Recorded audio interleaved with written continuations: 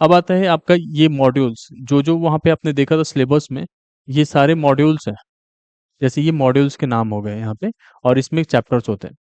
तो ये पहले वाले मॉड्यूल बेसिक कंप्यूटर में इतने सारे चैप्टर्स हैं। अब इसमें कितने मार्क्स का आता है वो यहाँ पे मेंशन्ड है। तो ये आपका मार्किंग स्कीम है लेटेस्ट वाला, जिसमें टोटल 39 क्वेश्चंस आने के चांसेस है। आपका जो क्वेश्चन पेपर आएगा उसमें 39 रहेंगे। आप पास्ट पेपर्स भी चेक करेंगे, उसमें समझ में आएगा आपको। क्वेश्चन नंबर 1 से लेके 12 तक एमसीक्यूज बेस्ड क्वेश्चंस होगा, जो एक एक नंबर में आएगा। ये बहुत इंपॉर्टेंट है आपको समझना। हाय गाइस, इस वीडियो में बात करेंगे, जो भी स्टूडेंट्स आप लोग अगर एनआईएएस का पेपर दे रहे हैं क्लास 12th में, और आपका एक सब्जेक्ट है कंप्यूटर साइंस, तो कंप्यूटर साइंस के सिलेबस को डिकोड करने वाले हैं कि कैसे आपको सिलेबस को समझना है और उस बेसिस पे आपके एग्जाम्स के लिए प्रिपेयर करना है।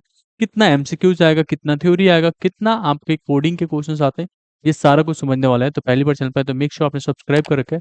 जो भी डिटेल्स हम लोग शेयर करने वाले हैं, ये सारा का सारा टेलीग्राम चैनल पे अवेलेबल हो जाएगा। तो लिंक डिस्क्रिप्शन में, वहां से जाके आप चेकआउट कर सकते हैं, फिर डाउनलोड करके एंड सारा कुछ समझ सकते हैं। एनआईएस का जो सिलेबस है हर साल अपडेट नहीं होता है, बट जो सिलेबस है उसके बेसिस पे अगर क्वेश्चंस आ रहे हैं तो उसे समझना बहुत जरूरी रहता है। और आप लोग को बस इतना कर लोगे जितना हम बताने वाले हैं, उस बेसिस पे आप एनआईएस में जो कंप्यूटर साइंस का सिलेबस है वो समझ में आएगा। उस बेसिस पे जो भी क्वेश्चंस आएंगे वो सारा कुछ आप आराम से कर पाओगे।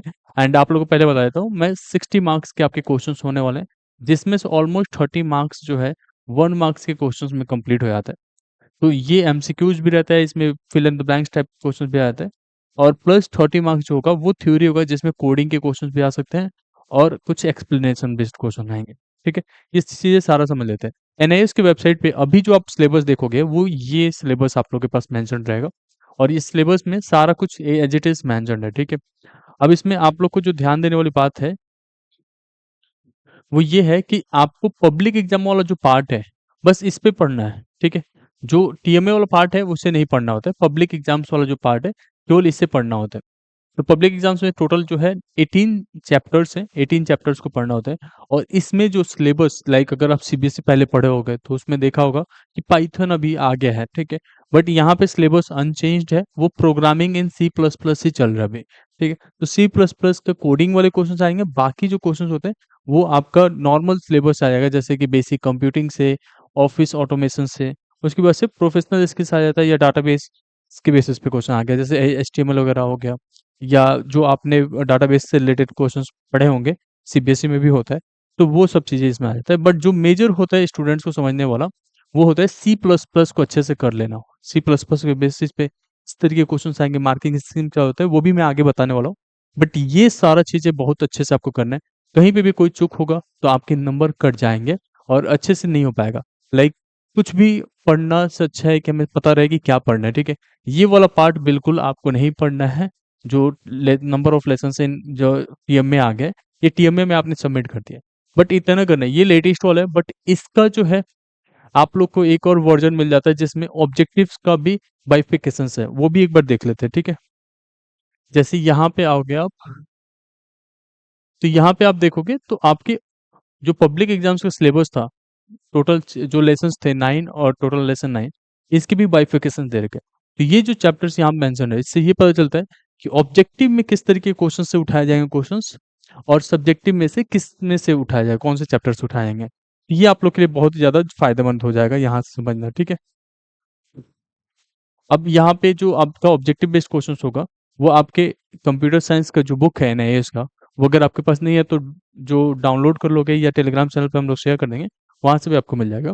उसके बेसिस पे ही आपको प्रिपेयर करना है एग्जाम्स के लिए। आपका बाइनरी लॉजिक हो गया, इधर ऑपरेटिंग सिस्टम हो गया, ये बेसिक कंप्यूटिंग के आगे questions. Then data communications and networking हो गया, कम्युनिकेशंस ऑन इंटरनेट हो गया। ये जो चैप्टर्स इधर मेंशन हो रहे हैं, ये 1 1 मार्क्स के लिए इंपॉर्टेंट है। पॉइंटर हो गया, फाइल्स हो गया, फंक्शंस हो गए, कंट्रोल स्टेटमेंट हो गया। अब फंक्शंस बेसिस पे आपके जो है कुछ क्वेश्चन बन जाएंगे, जैसे क्लासेस, ऑब्जेक्टिव्स, इनहेरिटेंस वगैरह से आपके जो है प्रोग्रामिंग बन जाएंगे। तो ऐसा नहीं है कि फंक्शंस आपने केवल एक एक मार्क्स के बेसिस पे तैयार कर लिया, तो यहाँ पे यूज नहीं होना है। आपको कैसे फंक्शंस क्रिएट करना है, कैसे फंक्शन को कॉल करना है, ये सारा कुछ इधर आपका पता होना चाहिए। ठीक है, उसके बाद से डाटा बेसिस के बेसिस पे क्वेश्चंस आएंगे, तो वो भी आपको समझ में आना चाहिए। अब ये सारा चीजें, एक और चीज मैं बता देता हूँ, डिटेल्ड में जो सिलेबस एनआईएस ने दिया था उस बेसिस पे। ठीक है, वो भी आप लोग को जानना बहुत जरूरी है। ये आपका जो है डिटेल्ड सिलेबस है जो एनआईएस की वेबसाइट पे मेंशन्ड है। आप इसमें देखोगे तो क्या क्या चीजें पढ़ने को होते हैं।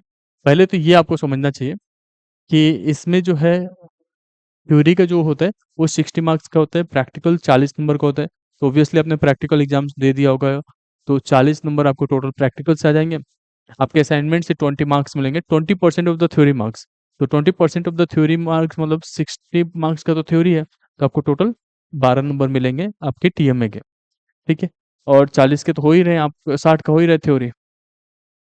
पासिंग क्राइटेरिया 30 मार्क्स होता है ईच कंपोनेंट, मतलब सब में 33% लाना होता है, प्रैक्टिकल में भी और थ्योरी में भी। आपका टीएमए वाला कंसीडर नहीं होता है इसमें। अब आता है आपका ये मॉड्यूल्स, जो जो वहाँ पे आपने देखा था सिलेबस में, ये सारे मॉड्यूल्स हैं। जैसे ये मॉड्यूल्स के नाम हो गए यहाँ पे, और इसमें चैप्टर्स होते हैं। तो ये पहले वाले मॉड्यूल बेसिक कंप्यूटर में इतने सारे चैप्टर्स हैं। अब इसमें कितने मार्क्स का आता है वो यहाँ पे मेंशन्ड है। तो फर्स्ट मॉड्यूल जो कंप्यूटर फंडामेंटल है, उसमें से 15 नंबर में आता है, और बाकी जो मॉड्यूल्स है उसमें से आपका पूरा आता है। बट इसमें कुछ एरर है, जिसकी वजह से यहाँ पे आप देखोगे तो 85 मेंशन होगा, यहाँ पे 85 मेंशन है। तो ये इसका एरर है, बट आपको जो है अपने हिसाब से पढ़ना है कि आपको ये सारी चीज़ें समझ में आए कि क्या क्या चीज़ें आपके सिलेबस में था और कैसे कैसे पढ़ना है। ठीक है। अब आपके आ जाते हैं कि एग्जैक्ट क्वेश्चन पेपर कैसा रहता है, वो आपको समझना बहुत जरूरी है। तो ये आपका मार्किंग स्कीम है लेटेस्ट वाला, जिसमें टोटल 39 क्वेश्चंस आने के चांसेस है। आपका जो क्वेश्चन पेपर आएगा उसमें 39 रहेगा। आप पास्ट पेपर्स भी चेक करेंगे, उसमें समझ में आएगा आपको। क्वेश्चन नंबर 1 से लेके 12 तक एमसीक्यूज बेस्ड क्वेश्चन होगा, जो एक एक नंबर में आएगा। ये बहुत इंपॉर्टेंट है आपको समझना कि एक एक नंबर के क्वेश्चन ज्यादा आ रहे हैं। उसके बाद से फिर से एक एक नंबर का 13 से लेकर 24 तक आपको एक एक नंबर का क्वेश्चन मिल जाएगा। और ये भी एक एक नंबर का एमसीक्यूज बेस्ड भी रहेगा और ऑब्जेक्टिव टाइप क्वेश्चन रहेंगे। ठीक है। उसके नीचे आप देखेंगे 25 से लेकर 27 तक, ये भी ऑब्जेक्टिव टाइप क्वेश्चन होंगे, बट हर एक क्वेश्चन में दो क्वेश्चन होंगे और दोनों 2 मार्क्स कैरी करेगा। तो इस तरीके से भी 1 1 मार्क्स कंप्लीट होता है, और टोटल मिला के आपका हो जाता है 30 मार्क्स। 30 मार्क्स आपके 1 1 से कंसिडर हो जाते हैं। बाकी उसके बाद से 2 2 नंबर के क्वेश्चन, 3 3, 4 4, और इस तरीके से आपका फाइनल हो जाता है। अब ये जो क्वेश्चंस यहाँ पे दिए गए हैं 3 3 मार्क्स या 4 4 मार्क्स का, इसमें से आप देखेंगे तो ये लॉन्ग आंसर टाइप क्वेश्चन जो है, ये आपका होता है प्रोग्रामिंग बेस्ड क्वेश्चंस। इसमें आपको कोडिंग वगैरह करने पड़ जाते हैं। तो आपका ये तो शुरू में क्वेश्चंस यहाँ पे मेंशन्ड है सारा। तो आप देखेंगे एचटीएमएल से कुछ क्वेश्चंस आ गए, बेसिक कंप्यूटर से कुछ क्वेश्चंस आ जाएंगे आपको। ये बेसिक कंप्यूटर्स का हो गया। उसके बाद से फिर एचटीएमएल के क्वेश्चंस हो गए। ऐसे ही आपका एचटीएमएल से बहुत ही इजी इजी क्वेश्चंस डाल दिए गए हैं, और आसानी से स्टूडेंट जो है इसमें अच्छे मार्क्स गैदर कर लेते हैं। आप नीचे चलते जाएंगे तो ये 22 मार्क्स पे आ गए। यहाँ पे आ जाता है 23 पे, कि आउटपुट वगैरह बताने के लिए या इसके बेसिस पे कुछ आंसर्स करने के लिए। What is the statement one in the above program. तो इसमें स्टेटमेंट वन क्या निकल के आएगा वो आपको बताना होगा। ऐसे fill in the blanks based question हो जाएगा 26 27। ये एक एक नंबर के क्वेश्चन यहाँ पे कंप्लीट हो गए। उसके बाद से आता है सेक्शन बी, जो ज़्यादा इंपॉर्टेंट है। क्लाउड कंप्यूटिंग क्या होता है, डिफाइन कुकीज़ क्या होता है, डिग्री ऑफ रिलेशंस क्या होता है, रिलेशनल टेबल क्या होता है। इस बेसिस के क्वेश्चंस जो है डाटाबेस से रिलेटेड हो गया या कोडिंग हो गया, ये थ्योरी में पूछे जा रहे हैं। आप नीचे चलते आएंगे तो आपका जो है अभी एचटीएमएल के कुछ क्वेश्चन दिख गए। उसकी वजह से अब आता है सी प्लस प्लस के क्वेश्चंस। अब सी प्लस प्लस में क्या जरूरी रहता है आपको प्रैक्टिस करने के लिए, एक तो कोडिंग किस तरीके से आएगा, जैसे सॉर्टिंग वगैरह करना, बबल सॉर्ट हो गया, मर्जिंग वगैरह हो गया, ये सारे कुछ एरे वगैरह कैसे होता है ये सब समझना है। उसके साथ साथ सिंटेक्स आपको समझना पड़ेगा, क्योंकि एग्जामिनर्स क्या देखेगा आपका, कि सिंटेक्स गलत नहीं हो। ज्यादातर एग्जामिनर्स आपका ये नहीं देखेगा कि आपने क्या कॉन्सेप्ट यूज किया, बट सिंटेक्स इज मैंडेटरी। ठीक है। अब यहाँ पे स्टेटमेंट वन हो गया, स्टेटमेंट टू हो गया, इस बेसिस पे जो भी आपका आंसर्स निकल रहे हैं उस बेसिस पे करना है। अब यहाँ पे जो है गेट से भी आता है, जैसे नॉर गेट हो गया, एंड गेट हो गया, ये भी आपको थोड़ा सा पढ़ना होता है। अब ये नीचे आते जाएंगे तो आपको दिखेगा कि डाटाबेस से एचटीएमएल से बहुत सारे क्वेश्चन पूछे जा रहे हैं, और जिस तरीके से मार्किंग स्कीम में दिखाया गया वो काफी अलग था। तो उसके हिसाब से आपको पढ़ना है, इसलिए ये मार्किंग स्कीम मैं आपको दिखा रहा हूँ। ठीक है। जैसे यहाँ पे शॉर्टिंग आ गया, बबल शॉर्ट करना है आपको, तो उसकी बेसिस पे आपको प्रैक्टिस रहना चाहिए। या अगर कोई फंक्शंस को कॉल करना है तो कैसे कॉल करोगे, क्यूब, कुछ बेसिक मैथ्स के फॉर्मूला आने चाहिए, जिससे कि ये क्वेश्चंस को आसानी से सॉल्व कर पाओ। अब इनकी नंबरिंग कैसे होगी, जो एक एक मार्क्स के क्वेश्चन है उस पर डायरेक्ट आंसर मिलना है, मतलब उसमें कोई ऐसा स्टेप मार्किंग नहीं होना है। इस पे तो डायरेक्ट आपको एक एक नंबर मिल गया। ठीक है। फिर जो 2 2 नंबर के क्वेश्चन आते हैं, इसमें आपको मार्किंग मिल जाती है इस बेसिस पे कि आपको कितना आता है। लेट्स से कि आपको ये डेफिनेशन पूछा क्लाउड कंप्यूटिंग क्या होता है, आपने बताया, अगर कुछ चीज़ें छूट जाएगा तो आपका 1.5 मार्क्स मिल जाएगा। इस तरीके से रहता है। ठीक है। आप सिंपली अगर और नीचे आओगे, जब आपने वो करोगे यहाँ पे आपका कोडिंग वगैरह क्वेश्चंस, तो उसमें आपको देखना होता है कि लाइक कॉन्सेप्ट्स वगैरह क्या दिया है, सिंटेक्स वगैरह, तो इस बेसिस पे 4 नंबर में से 2 नंबर 3 नंबर इस तरीके टीचर देता है। तो आपको जब एग्जाम्स में लिख के भी आता है आंसर्स ना, तो आपको पूरे क्वेश्चन अटेम्प्ट करने ही है। बट अगर नहीं भी आ रहे, तब भी कुछ ना कुछ उसके रिलेटेड चीजें लिख के आना। लेट्स से कोई प्रोग्रामिंग का आ गया, आपको नहीं समझ में आ रहा है, तो फंक्शंस क्रिएट कर दो, उसके बीच में 2 4 लाइन लिख दो, सिंटैक्स वगैरह लिखने की कोशिश कर दो, और कोई लॉजिक लगा के एंड देन उस जो भी चीजें उसमें पूछ रहा है, शॉर्टिंग वगैरह कुछ भी, उसे करने की कोशिश करोगे, then you will get the answer. ये आपके लिए ज्यादा बेनिफिशियल हो जाता है और उस बेसिस पे आपको मार्क्स मिलते हैं। ठीक है। जैसे यहाँ पे आपका शॉर्टिंग का क्वेश्चन हो गया और इसमें पूछ रहा था, तो इसकी मार्किंग इस तरीके से रहेगा।